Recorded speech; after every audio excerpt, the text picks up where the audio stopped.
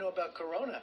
Now we know about Corona. That doesn't even get to the whole FISA story in the fall. That's just the spring and summer of 2016. There are lots of questions, and I hope Bill Barr finds someone who is skilled enough to answer. Yeah. You won't be sitting tightly knit together in Temple. Attorney General William Barr's probe into the origins of the 2016 Russia investigation has now expanded into a criminal probe, according to a person familiar with the matter. Of this whole, den of thieves. The entire sleazy academic world, and it's one of the sleaziest, is addicted to Chinese money.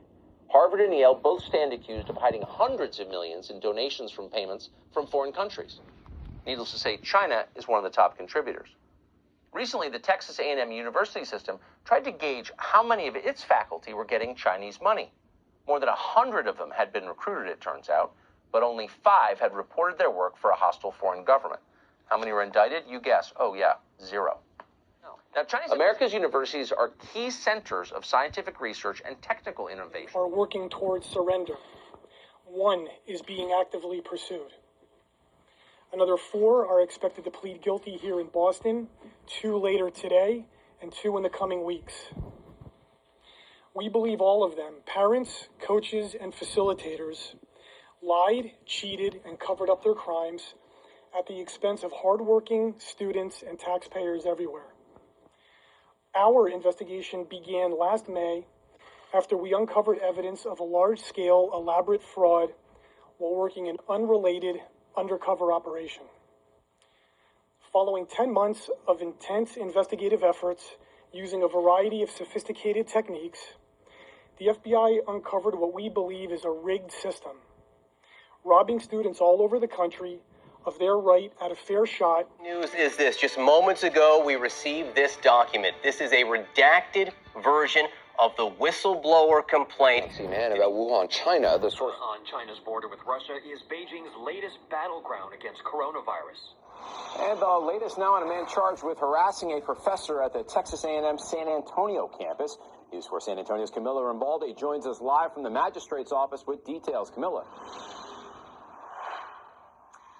Michael, the very latest we know right now is that Juan Soto is in the process of actually bonding out, and it is still unclear how he knew the victim. But students I talked to tell me they're really surprised for what happened, but that they still feel safe on campus. And again, the very latest to know is that Soto's bond has been set at $15,000. From Wuhan. I am an American soldier. I am a warrior and a member of a team. I serve the people of the United States and live the Army values. I will always place the mission first. I will never accept defeat. I will never quit. I will never leave a fallen comrade. I am disciplined, physically and mentally tough, trained and proficient in my warrior tasks and drills. I will always maintain my arms, my equipment, and myself. I am an expert and I am a professional. I stand ready to deploy, engage, and destroy the enemies of the United States of America in close combat. I am a guardian of freedom and the American way of life. Well, here is this star Juan Soto.